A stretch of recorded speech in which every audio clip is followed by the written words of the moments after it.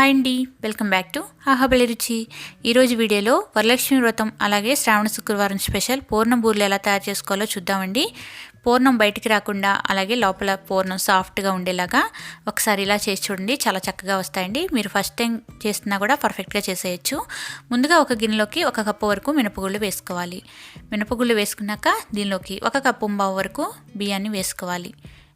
బియ్యం అలాగే మినపప్పు నేను కలిపి వేసుకున్నాను. మీరు కావాలంటే విడివిడిగా కూడా వేసుకోవచ్చు. 2 సార్లు శుభ్రంగా కడిగిన తర్వాత కొన్ని వాటర్ యాడ్ చేసుకోవాలండి. వాటర్ యాడ్ చేసుకొని దీనిపైన మూత పెట్టేసుకొని కనీసం ఒక 3 నుంచి 4 గంటల పాటు నానబెట్టుకోవాలి. మీరు విడివిడిగా కూడా నానబెట్టుకోవచ్చు. ఇలా చక్కగా నానాలండి. ఇలా నానాక వీటిని ఒక మిక్సర్ జార్లోకి వేసుకోవాలి. మీరు గ్రైండర్లో కూడా గ్రైండ్ చేసి తీసుకోవచ్చు. బియ్యం మరీ ఎక్కువగా వేయకూడదండి. 1 కప్పుకి కప్పు పావు వేస్తే సరిపోతుంది. ఇక్కడ చూపించిన విధంగా గ్రైండ్ చేసి తీసుకోవాలి. పిండిని వాటర్ ఎక్కువగా వేయకుండా కొంచెం వాటర్ యాడ్ చేసుకొని గ్రైండ్ చేసి తీసుకోవాలి. ఇలాగే పిండి మొత్తాన్ని కూడా గ్రైండ్ చేసి తీసుకోవాలి. దీనిలోకి రుచికి సరిపడా ఉప్పుని యాడ్ చేసుకోవాలి. 1 టీ స్పూన్ యాడ్ చేశాను నేను ఇక్కడ. దీనిలో నేను ఇక్కడ కొద్దిగా బెల్లం వేస్తున్నానండి. మేము బెల్లం వేస్తాము, మీరు నచ్చితే వేసుకోండి, లేదంటే స్కిప్ చేసేయచ్చు. కొద్దిగా వాటర్ యాడ్ చేసుకొని బాగా మిక్స్ చేసుకోవాలి. బెల్లం వేయటం వల్ల లోపల కూడా పైన పూర్ణం కూడా కొద్దిగా తీపిగా చాలా టేస్టీగా ఉంటుంది. పిండి కన్సిస్టెన్సీ ఇక్కడ చూపించిన విధంగా ఉండాలండి. ఇలా ఉంటే సరిపోతుంది. చక్కగా పూర్ణం కూడా మనకి ఇలా అంటుకుంటుంది. దీనిపైన మూత పెట్టి 1 గంట పాటు పక్కన పెట్టుకోవాలి. ఈ మనం లోపల పూర్ణం పిండిని తయారు చేసుకుందాం. 1 కప్పు మినపప్పుకి 1 కప్పు పచ్చెనపప్పు వేసుకొని శుభ్రంగా కడిగి కొన్ని వాటర్ యాడ్ చేసుకొని 1 గంట పాటు నానబెట్టుకోవాలి. గంట తర్వాత నేను ఇక్కడ చూపిస్తున్నానండి. ఇక్కడ చూసారు కదా, పప్పు చక్కగా నానింది. ఇలా నానితే సరిపోతుందండి. దీన్ని ఒక కుక్కర్లోకి వేసుకోవాలి. పప్పు మొత్తం కుక్కర్లోకి వేసుకున్నాక దీనిలోకి 1 కప్పున్నర వరకు వాటర్ యాడ్ చేసుకోవాలి. లేదంటే పప్పు మునిగేంతవరకైనా వాటర్ని యాడ్ చేసుకొని మూత పెట్టేసుకోవాలండి. కుక్కర్కి విజిల్ కూడా పెట్టేసుకొని ఒక 3 నుంచి 4 విజిల్స్ మీడియం ఫ్లేమ్లో పెట్టి ఉడికించాలి. 3 నుంచి 4 విజిల్స్ వచ్చాక పూర్తిగా కుక్కర్ గాలంతా పోయాక మూత తీసుకొని చూసుకోవాలి. పప్పు చూసారు కదా, ఇక్కడ చక్కగా ఉడికింది. ఇలా ఉడికితే సరిపోతుందండి. దీనిలో ఏమైనా ఎక్స్ట్రా వాటర్ ఉంటే దాన్ని ఇలా ఫిల్టర్ చేసేసుకోవాలి.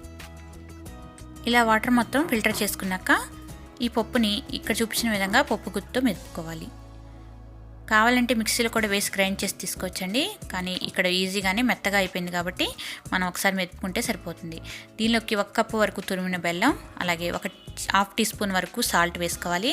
కొద్దిగా నెయ్యి అలాగే వేసేసుకొని అన్నీ కూడా బాగా కలుపుకొని స్టవ్ మీద పెట్టాలి. స్టవ్ మీద పెట్టేసుకొని మీడియం ఫ్లేమ్లో కుక్ చేసుకోవాలి. ఇది బాగా దగ్గర పడేంత వరకు కూడా ఇలా కలుపుతూనే ఉడికించుకోవాలి. ఫైనల్గా కొంచెం దగ్గర పడ్డాక 1 టీ స్పూన్ వరకు యాలకుల పొడి కూడా వేసుకొని ఇలా బాగా కలుపుతూ మిక్స్ చేసుకోవాలి.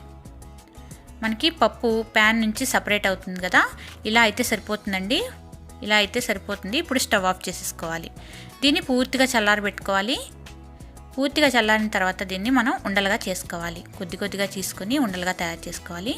మీకు నచ్చిన సైజులో చేసుకోవచ్చండి. నేనైతే ఇక్కడ ఈ సైజు ఉండల్ని తయారు చేస్తున్నాను. వీటిని ఒక ప్లేట్లోకి పెట్టుకోవాలి. ఇలా ఎన్నైతే అవుతాయో అన్నీ కూడా తయారు చేసుకోవాలండి. నాకైతే ఇక్కడ ఒక 10 ఉండల వరకు అయ్యాయి. ఇవి పక్కన పెట్టేసుకొని ఇప్పుడు పిండిలోకి 1 చిటికెడు వరకు బేకింగ్ సోడా వేసుకోవాలండి. మరీ ఎక్కువగా వేయకూడదు. మీరు గ్రైండర్లో చేస్తున్నట్లయితే అసలు బేకింగ్ సోడా వేయాల్సిన అవసరమే లేదు. కొద్దిగా వేసుకోవాలి, మరీ ఎక్కువగా వేయకూడదు. వేసుకొని ఒకసారి అంతా కూడా బాగా కలిసిపోయేలాగా మిక్స్ చేసుకోవాలి. ఆ తర్వాత పూర్ణాలు తీసుకొని వీటిలోకి వేసుకోవాలి. వేసుకొని వీటికి పిండి బాగా పట్టించాలి. ఇక్కడ చూపించిన విధంగా పిండి బాగా పట్టించి ఇలా వీటిని డీప్ ఫ్రై చేసుకోవాలి. డీప్ ఫ్రైకి ఆయిల్ పెట్టుకుని ఆయిల్ బాగా వేడిగా ఉన్నప్పుడు మీడియం ఫ్లేమ్లో పెట్టుకొని వేసుకోవాలి. ఆయిల్ మరి ఓవర్ హీట్ ఉండకూడదండి, మీడియంగా హీట్ ఉండాలి. ఇలా ఎన్నైతే పడతాయో కళాయికి అన్నీ వేసుకోవాలి. ఇలా డిప్ చేసుకొని వీటిని మీడియం ఫ్లేమ్లోనే ఫ్రై చేసుకోవాలి. వెంటనే కదిపించకుండా కొంచెం ఫ్రై అయ్యాక కదిలించాలి, లేదంటే పూర్ణం మనకి బయటకు వచ్చేస్తుంది. ఇలా 2 వైపులా కూడా ఎర్రగా కాల్చుకోవాలండి. మీడియం ఫ్లేమ్లో పెట్టుకొని ఇలా ఎర్రగా కాలనివ్వాలి. ఇక్కడ పూర్ణాలు చక్కగా ఎర్రగా అయిపోయాయి కదా, ఈ టైంలో మనం బయటకు తీసేసుకోవాలి. వీటిని ఇలా తీసుకొని ఒక ప్లేట్లోకి పెట్టుకోవాలి. ఇలాగే మిగతా పూర్ణాలు కూడా తయారు చేసుకోవాలండి. ఇలా ఎన్నైతే అవుతాయో అన్నీ కూడా చేసేసుకొని వీటిని కూడా మీడియం ఫ్లేమ్లో పెట్టుకొని బాగా ఫ్రై చేసుకోవాలి. ఎర్రగా కాలాక వీటిని కూడా బయటికి తీసేసుకోవాలి. అంతేనండి, పూర్ణాలు రెడీ అయిపోయాయి. మీరు కూడా ఈ వరలక్ష్మి వ్రతానికి తప్పకుండా ట్రై చేయండి, మీకు కూడా చాలా చక్కగా వస్తాయి. ఒక పూర్ణాన్ని తుంచి చూపిస్తాను చూడండి. పైన క్రిస్పీగా లోపల సాఫ్ట్గా చాలా చక్కగా వచ్చాయండి. మీరు కూడా ఈ రెసిపీని తప్పకుండా ట్రై చేయండి. మీకు ఈ రెసిపీ నచ్చితే లైక్ చేయండి, షేర్ చేయండి, కామెంట్ చేయండి.